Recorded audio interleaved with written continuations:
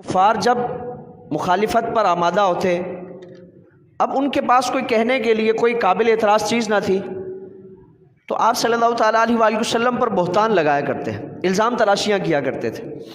इल्ज़ाम क्या लगाते कि आप माअज़ल्लाह जादूगर हैं, आप काहिन हैं, आप ये जो कुरान है माअज़ल्लाह अपनी तरफ से गढ़ गढ़ कर लाते हैं, ये आपका अपना बनाया हुआ है और आप जादू के ज़रिए लोगों के दिलो दिमाग पर कंट्रोल कर लेते हैं।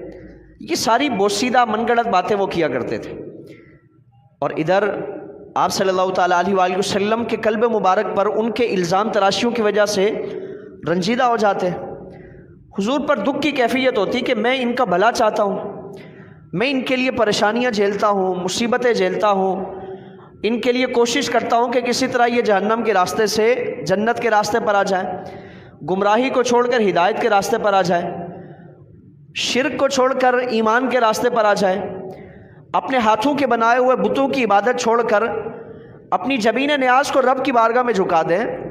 मैं महज इसलिए कोशिश करता हूँ, मेरा कोई ज़ाती फ़ायदा नहीं है, कोई ज़ाती मकसद नहीं है, लेकिन इसके बावजूद इल्ज़ाम तराशियाँ करते हैं, बहतान लगाते हैं।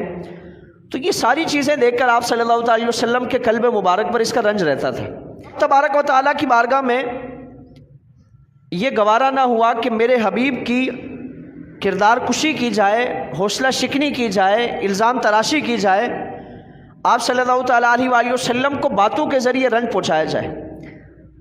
चुनाचे आपका जो ख़ास मकाम है, आपके लिए जो अल्लाह ने ख़ास इज़्ज़तें रखी हैं, उनका मुशाहिदा फरमाने के लिए आपको आसमानों पर बुलाया गया और फरमाया कि हबीब दुनिया वाले जितनी बातें कर लें, किरदार कुशी कर लें, आपके मकाम में कोई फ़र्क नहीं आ सकता।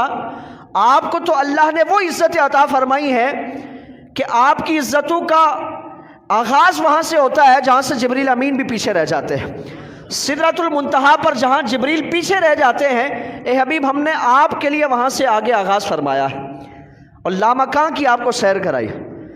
इमाम अहले सुन्नत फरमाते हैं ना कि फ़र्श वाले, ये ज़मीन वाले तेरी शौकत का उलू क्या जाने, तेरी इज़्ज़तें क्या जाने, तेरी अज़मतें क्या जाने।